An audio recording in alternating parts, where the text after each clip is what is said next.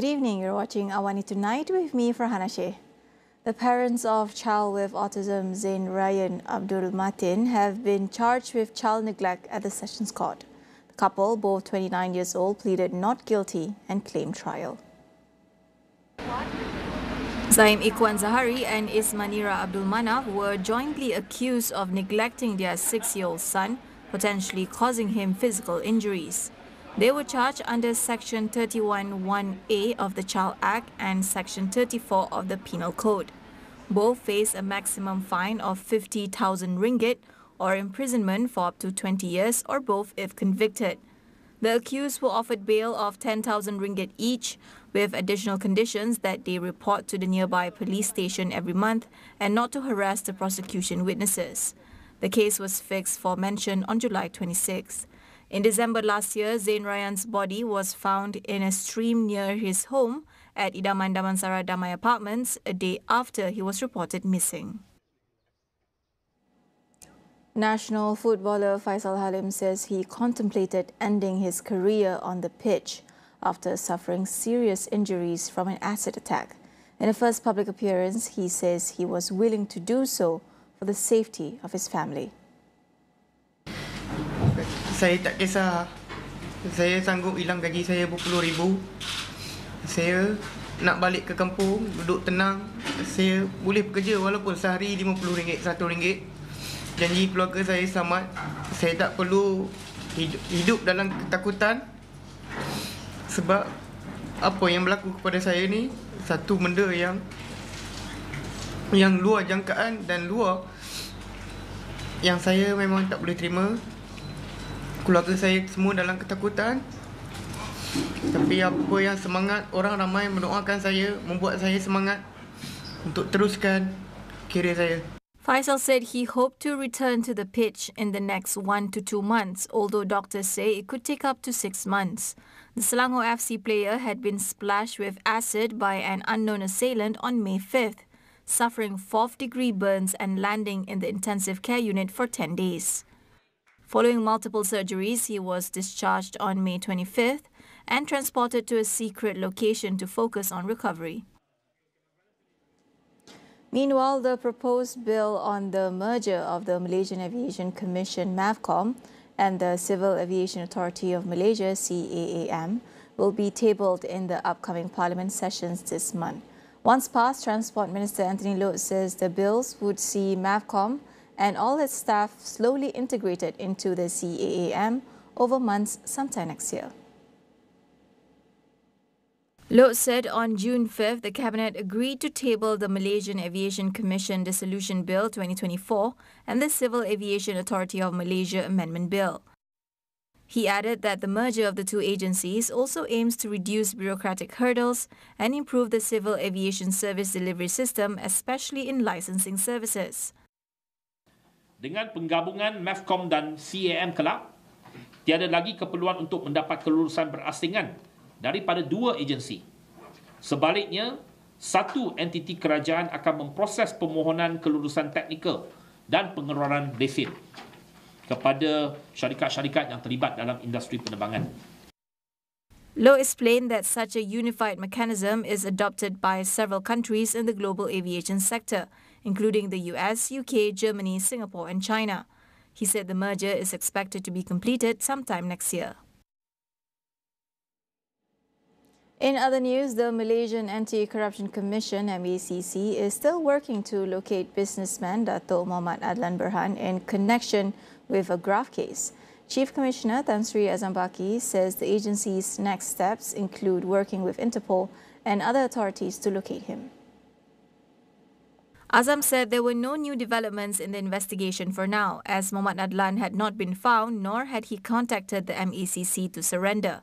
The MACC had sought him and a lawyer, Mansur Saad, to assist in a probe into the misappropriation of a biometric registration, recruitment and storage project for foreign workers. According to authorities, Muhammad Adlan and Mansur left the country on May 17 and May 21, 2023, respectively. Heads of departments or units who fail to report any corrupt practices in their respective areas may end up losing their jobs or even facing criminal charges. The Malaysian Anti-Corruption Commission MACC Chief Commissioner Tan Sri Azambaki says this is among the penalties being considered to penalise those in charge for keeping silent on corrupt activities. Azam added that there are currently provisions under the MACC Act where those who fail to report corruption could also be charged. However, there is a lack of proper mechanism that specifically deals with heads of departments or units, as there are several layers of hierarchy. His remarks came after Prime Minister Datuk Sri Anwar Ibrahim proposed that the group should not be given any promotion if they fail to report any corrupt practices in their respective areas. The Prime Minister said he would make the suggestion to the Chief Secretary to the government. We will go for a quick break. Don't go anywhere.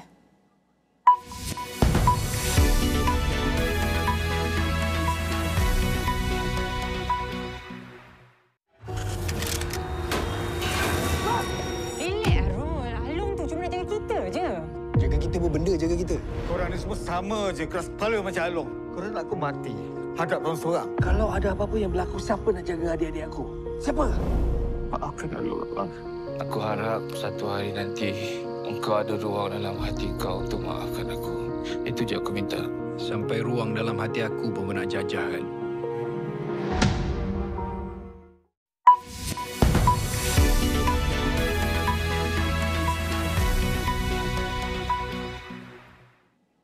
Welcome back. Muslim pilgrims have been streaming into Saudi Arabia's holy city of Mecca ahead of the start of the Hajj later this week, as the annual pilgrimage returns to its monumental scale. Saudi officials say more than 1.5 million foreign pilgrims have arrived in the country by Tuesday, the vast majority by air from across the world. More are expected, and hundreds of thousands of Saudis and others living in Saudi Arabia will join them when the pilgrimage officially begins on Friday. A breakdown of the arrival data revealed that more than 1.4 million pilgrims arrived via air travel, while almost 60,000 pilgrims entered through land ports.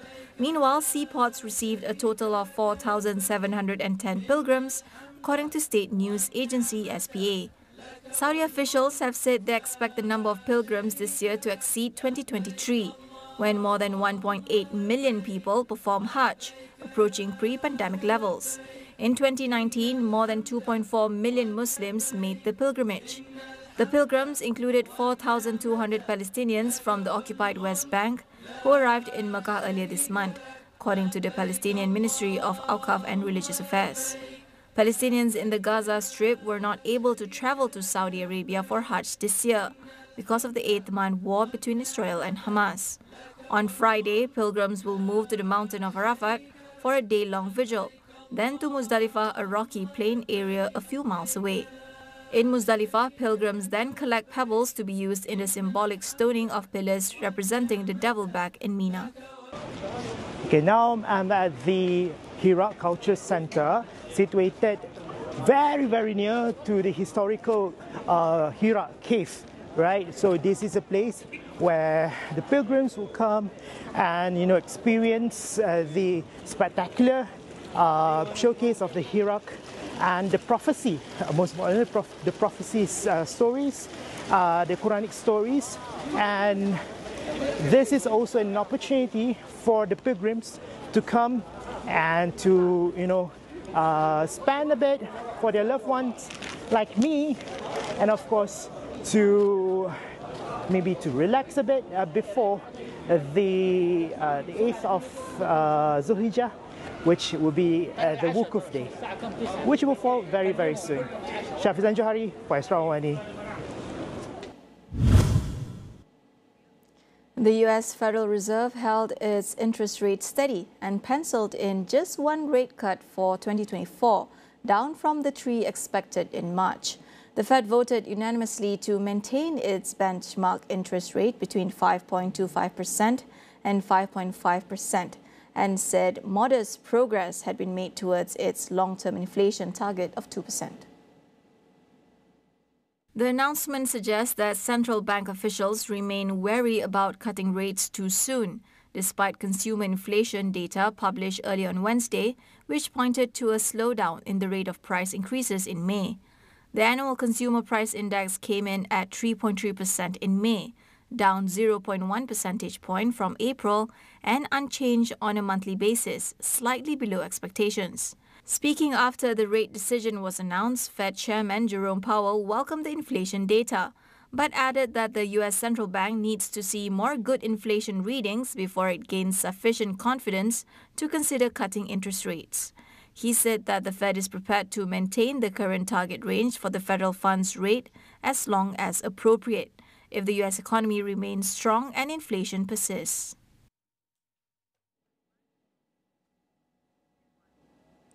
A staggering total of 120 million people are living forcibly displaced by war, violence and persecution, according to the United Nations High Commissioner for Refugees.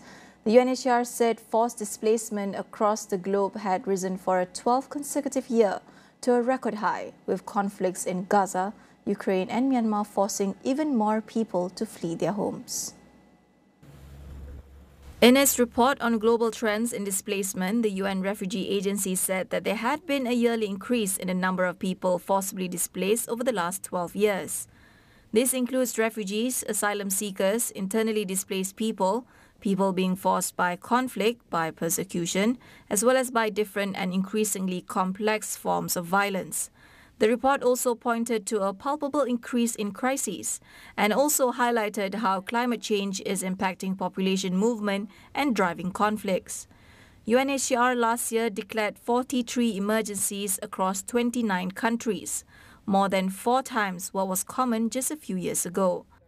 As an example, Israel's genocide in Gaza, which caused around 1.7 million people, or nearly 80% of the Palestinian enclave's population, to become internally displaced, many of them multiple times.